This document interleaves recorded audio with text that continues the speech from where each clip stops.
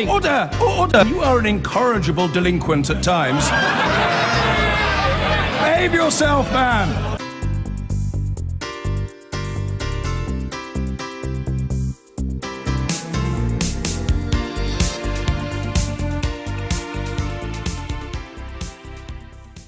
Now, another country seeking to distance itself from EU requirements is Hungary. Its government is holding a referendum today to seek support for its opposition to mandatory refugee redistribution quotas across member states. The country is one of the biggest recipients of EU funds, but the Prime Minister is one of Brussels' biggest critics. The referendum won't be legally binding, but it could encourage other states to follow suit and put pressure on the EU to think again, as Jane Death reports. Hungary's building a second border fence to double its defences against migrants trying to cross the country for Northern Europe. The law was changed to allow the army to use rubber bullets and tear gas to force people back. All this was popular with many Hungarians. Viktor Orbán is Hungary's right-wing prime minister. He's called migration a poison.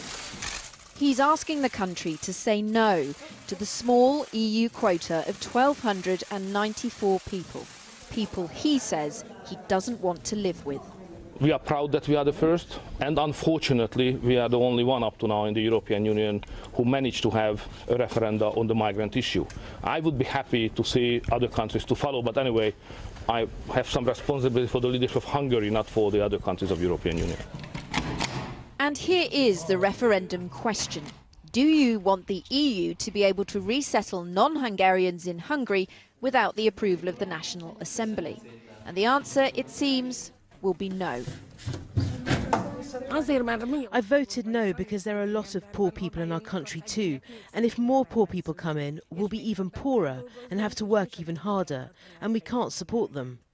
I think every country have their own right to decide who to invite to their countries or who not. The governing Fidesz party has run a Project Fear poster campaign, from Don't Take the Risk to Did you know the migrant crisis has seen harassment of women go up, and the Paris attacks were carried out by migrants. A year ago, 2/3 of Hungarians said they wanted to help refugees. Now only a third do, and they're being urged to boycott the vote. We don't agree with the referendum. We think that this is a propaganda tool used by the government to increase xenophobia in Hungary and use the atmosphere of fear. It is really astonishing, I would say, that they are investing, the Hungarian people's money into doing this for a referendum, by the way, which is not even legally binding, not here and not in Brussels. Anti-EU nationalist sentiment is mild compared to some people's politics here. Jobbik is Hungary's third biggest party and calls itself radically patriotic. Critics call it anti-Semitic and say it's linked to militias who've harassed Roma villages. Viktor Orbán doesn't want to leave the EU, but he does want a stick to beat it with. He wants a harder, less liberal Europe. And a no vote in this referendum would be one in the eye for Brussels, already bruised by Brexit. Well, in Hungary, voters have gone to the polls to decide whether the EU has the right to dictate the number of migrants that the country takes in.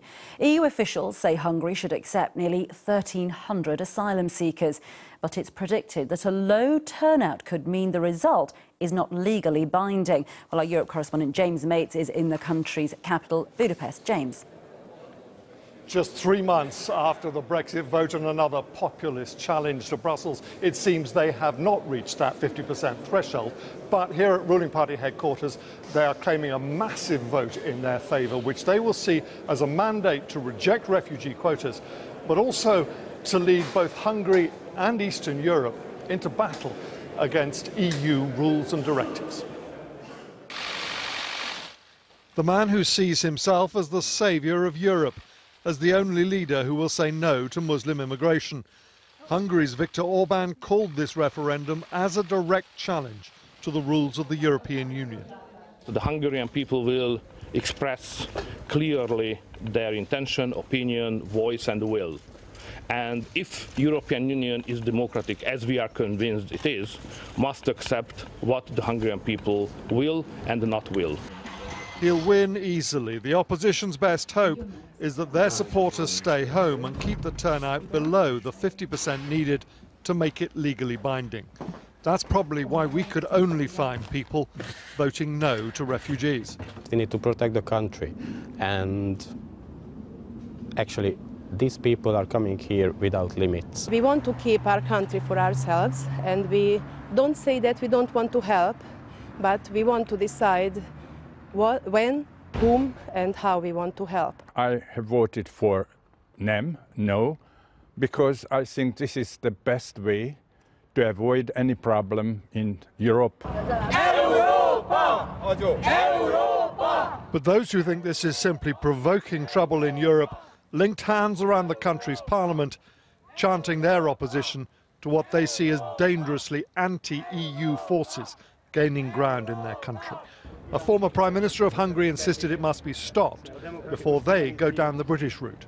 After the Brexit, in many countries, more and more people believed that the Brexit campaign might be the successful example for their nation.